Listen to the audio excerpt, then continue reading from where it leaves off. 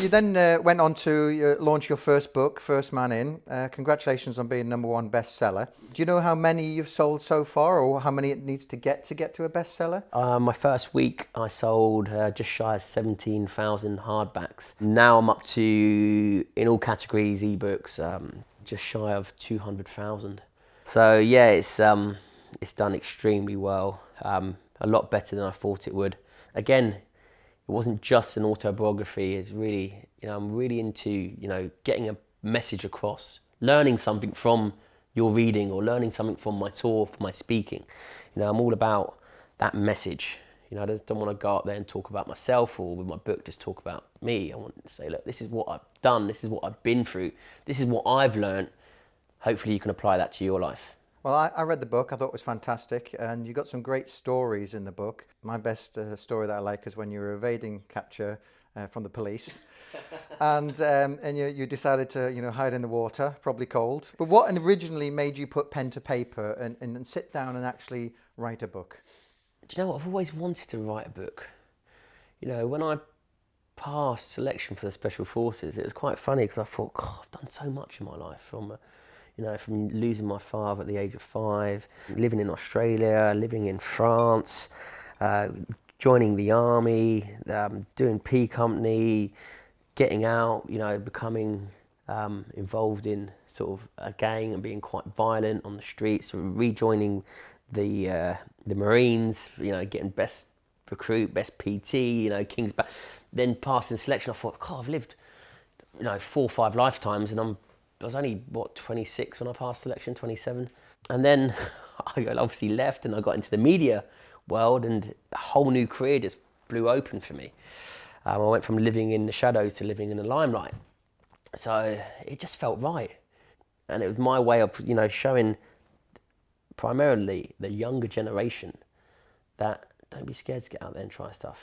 All this, being shackled down with society nowadays, with whatever it may be, we can't do this, you can't say that, you can't. Listen, I've done it the hard way, and I deem myself as being, a quite successful individual, and I'm not an intellect, I'm not a bookworm, I'm just someone that's gone out there, learnt from my mistakes, applied the lessons from what I've learnt, and used them to my advantage. Obviously, books, they don't happen overnight.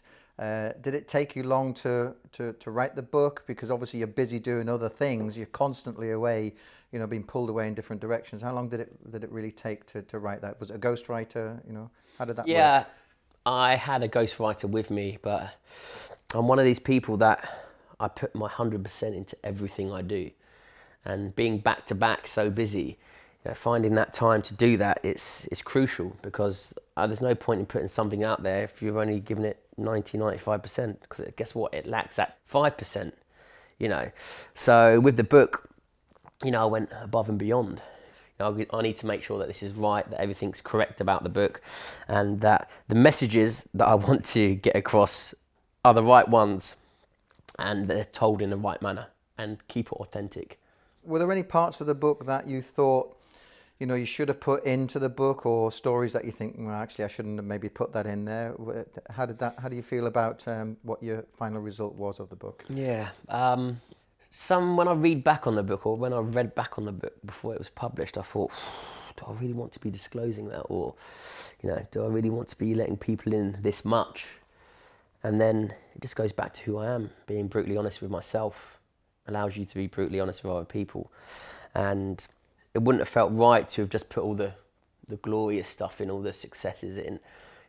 If anything, you read that book and you go, wow, it's sort of like, you've done that, really? But it's refreshing. People have come back, especially the feedback, saying how refreshing about the honesty of the book, Well, life isn't all about everything perfect, so I think it was great by having some of the stories that from the past that didn't work for you, but worked in your life. Yeah, I look back on them and I do cringe a little bit.